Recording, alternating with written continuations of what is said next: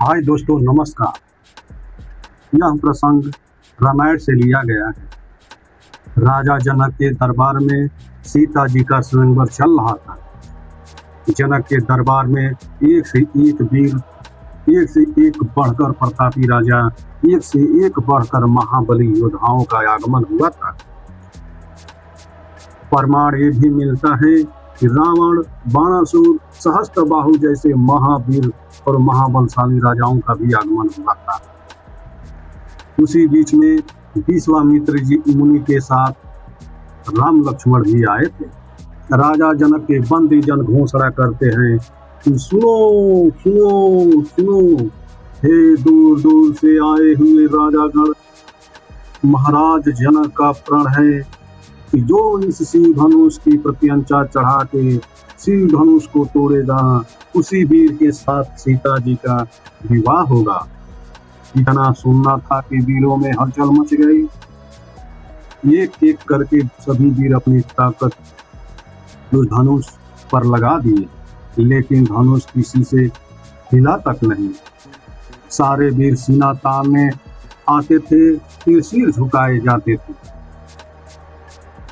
जब सब राजा हार गए, राजा जनक को बड़ा दुख हुआ और बोले, हे दीप दीप के राजागण, हम किसे कहें बलशाली हैं।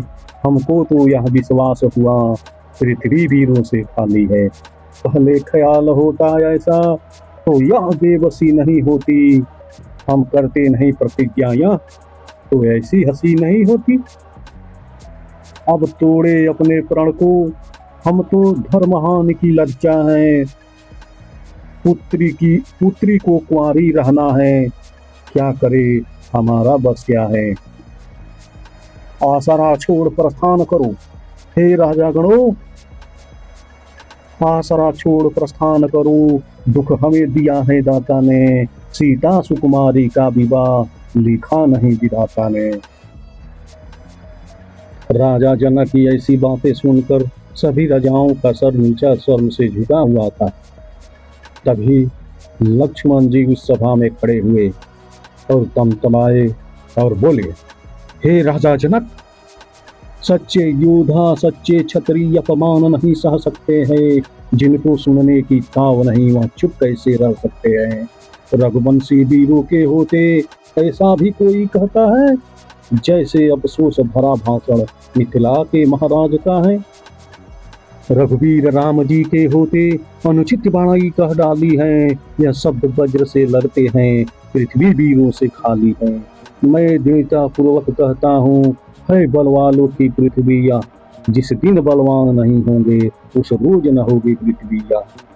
मेरा स्वभाव तो ऐसा है, अपमान न मुझे गंवारा है कृपा गुरु के चरणों की, बल और प्रताप तुम्हारा है। अभिमान त्याग कर कहता हूँ, आदेश तुम्हारा पाऊं मैं, तो धनवा की क्या है बिसात, सारा ब्रह्मांड उठाऊं मैं। फिर कच्चे घड़े के समान उसे दम भर में फोड़ फाड़ डालूं, या गाजर मूली की नाई चुटकी में तोड़ डालूं। थल को जल, जल को थल कर दूं, लाऊं तार कर तारों को, सुरमे की तरह पीस डालूं पृथ्वी और पहाड़ों को। फिर धनुष पुराना घिसा पिटा, तिनके सा किस गिनती में है, सैकड़ों कोस तक ले दौड़ूं, इतना तो बल अमली में है। लक्ष्मण जी की कठोर भरी बातें सुनकर पूरा सभा में सन्नाटा छा गया। तब विश्वामित्र खड़े हुए और लक्ष्मण जी को शांत किए। विश्वामित्र जी ने राम को आदेश दिया कि हे राम, राजा जनक की चिंता को दूर करो। राम गुरु की आज्ञा पाकर शिव धनुष को प्रणाम करके और शिव धनुष की प्रत्यंचा चढ़ाते हुए उसे तोड़ दिया। सभा में खुशी की लहर दौड़ पड़ी। सीता जी ने वरमाला लेके राम के गले में खुशी खुशी डाल दी। तभी एक और घटना घटती है।